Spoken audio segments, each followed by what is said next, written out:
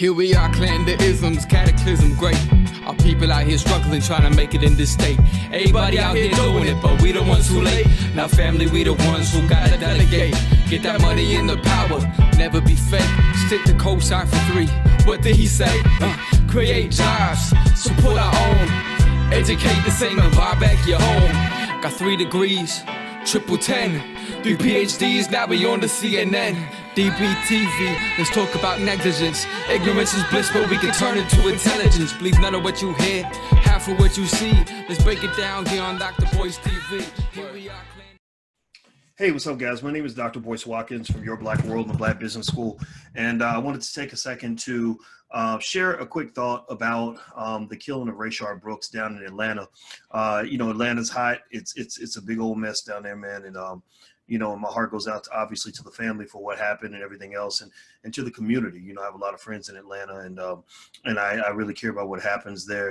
And we have things that happen here in Chicago. I don't know if you guys know, but we had 18 people killed in a 24-hour period in Chicago. So, Black death is something we got to think about on all fronts. Whether you're talking about cops killing Black people, you're talking about Black people killing Black people, or anybody killing Black people. I think it's really important that we don't let media shape our way of kind of looking at this. Like, I suggest you find your own perspective and stick with that. So let me just give you kind of a quick thought about Rayshard and the police. There's basically one sentence that comes to mind when I think about the Rayshard incident. I watched the video, and basically the sentence that comes to mind is, stop fucking with me. Just stop fucking with me. And what do I mean by that? I looked at this brother in the car. I mean, yeah, he's in the car. He's drunk. He's in the parking lot of Wendy's. It may be somebody at Wendy's called, police. Police were trying to deal with that. That's cool. But you also saw in the video that he was working very, very hard to be cooperative. He was willing to walk home. He just basically was like, look, just don't put me in jail. And, and I think that if the police were genuinely concerned with serving and protecting, they would understand that your job is not just to serve and protect white people from Black people or rich people from poor people. Your job might be to protect him from himself, or to protect, protect him in general by making sure he gets home okay. The fact that his sister lives close by would say to me that, well, why wouldn't you just give him a ride home? Everybody, lots of people drink. I don't drink. I told you guys, I think just as a Black man, I think as Black men, we got to be careful about drugs and alcohol. That's how white folks get your ass. Malcolm X used to say it, that the white man will sell you the liquor bottle and then he'll lock you up for being drunk. I believe that to the core of my heart. I believe that we as Black men have to really kind of think about that. But if you really want to be for real about it, a lot of people drink. A lot of people get drunk. That doesn't make them bad people. And why not just work on getting him home safely? Again, the idea is safety, right? Who are you protecting? Who are you serving? And I think that that's the issue. Because if you look at that situation, you look at the Eric Garner situation and the George Floyd situation as well, you're basically talking about situations where Black men either weren't doing anything at all, or they were doing something that did not require significant intervention. Eric Garner was selling loose cigarettes for $2. Who gives a fuck? Like, seriously, like, who cares, man? Are you really trying to kill somebody, attack them, beat them up, possibly send them to prison, for assaulting an officer, get yourself killed, get yourself fired, get yourself, taken down by the community who's really coming after cops with a vengeance? Are you really willing to put all that on the line because somebody was selling loose cigarettes, or because a guy was drunk in a parking lot? And I think that's the big issue. Stop fucking with me. Just, the reality. And this has always been true, and I've been saying this for 25 years. I'm just thanking God now people are listening to these messages.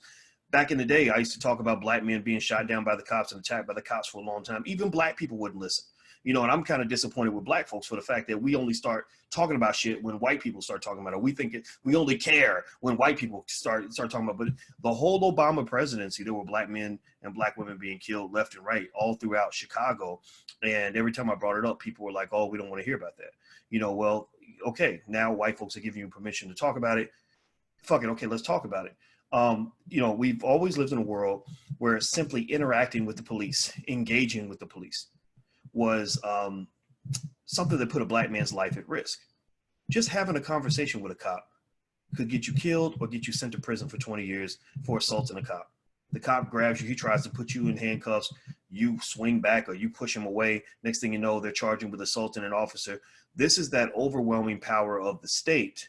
That whole idea that cops believe, that many cops have been taught to believe, and my father was a cop for a long time, so I know this. They were taught to believe that they have so much authority over other human beings that you just need to do what they say no matter what. That even if it's right or wrong, even if it's uncalled for, if you don't do what they say, then you are in the wrong. That makes you in violation of the law because you simply did not do what a cop told you to do. Well, we've lost those days. You know, I'm honestly, I'm not as extreme as a lot of folks. You know what I mean? Like I kind of think, you know, I think that some cops really are out here really not trying to shoot nobody. I think there are cops out here that are like, okay, I want to be a nice person because I don't want you to think I'm bad, but it's too late. Too late. You've let those bad cops ruin the reputation of the police department. Little children are mortified of you. Little kids don't want to grow up and become cops anymore. So when they get to the point where they finally wake up and realize the fundamental truth, which is that Black people should be policing Black communities, that we should be controlling our own shit. When we get to that point where we start saying, okay, we need Black cops in Black communities, a lot of Black kids won't want to become cops. They're associating cops with killers and criminals. And I don't think that's necessarily a fair assumption, but when you let the police unions speak for you, where they defend cops no matter what, when you allow bad cops to continue to operate under your same umbrella, what that's doing is that's infecting the entire process. That's infecting the public trust in the system. I never thought I'd get to a day where I saw so many people just look at cops as dirty, nasty, thuggish, disgusting pigs. And I don't think it had to get that way. But now you're at a point where you're going to have to redo the whole system, and I really hope that they do. And then after you get done with that, I need y'all to go pay attention to the mass incarceration. I've been talking to y'all about what Joe Biden and Bill Clinton did to Black men and Black women in the 1990s. Those people are still in jail. The worst atrocities are not George Floyd. The worst atrocities are not Rayshard Brooks. They're the lucky ones. They're the ones who had their crimes committed on camera. They're the ones who were out of jail when the assaults occurred. There are brothers and sisters in prison right now being raped every day. There are people in prison being beaten into a coma. There are people in there being allowed to die. I know inmates who've talked to me about their cellmate dying and the guard not even wanting to do any sort of resuscitation. It is an absolute hellhole. It is 1804 in our American prison system. And I'm hoping that the next step in this process is that we go deeper down the rabbit hole and really start looking at what they're doing to our people that are locked up, that don't have the cameras around. Because there's a reason why they don't tell you what's happening in prison. There's a reason they don't let cameras in prison. There's a reason why they don't have any accountability in anybody. It's because they are committing some of the worst atrocities in the history of all mankind in those prisons. They are doing Auschwitz 2020 up in that motherfucker. So please go pay attention to what's really going down and don't just get caught up in that which is glamorous. Because that's what we're doing. We're paying attention to the glamorous, the symbolism. Everybody wants to send money to George Floyd and take care of his family.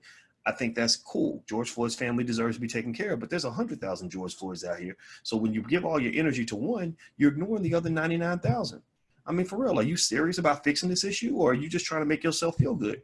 Make a decision, man. Seriously. So that's my 2 cents on this. That's what I'm thinking. A lot of you asked me about it.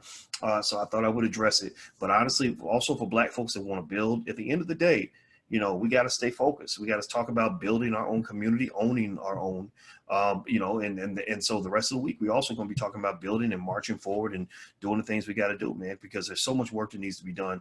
And I don't give a damn how many white folks reach out to you and offer a kumbaya and want to kiss you in public. And I saw some FedEx driver that was crying on Facebook because he some white guy spit on him. No, man.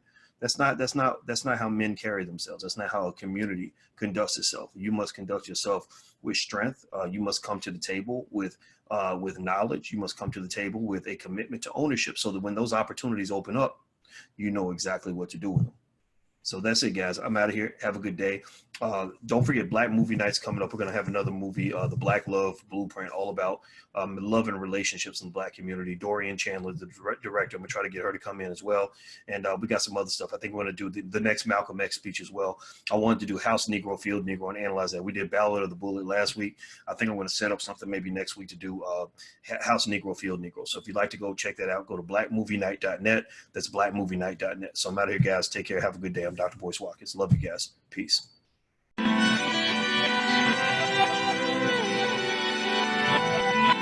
Here we are, clan the isms, cataclysm great.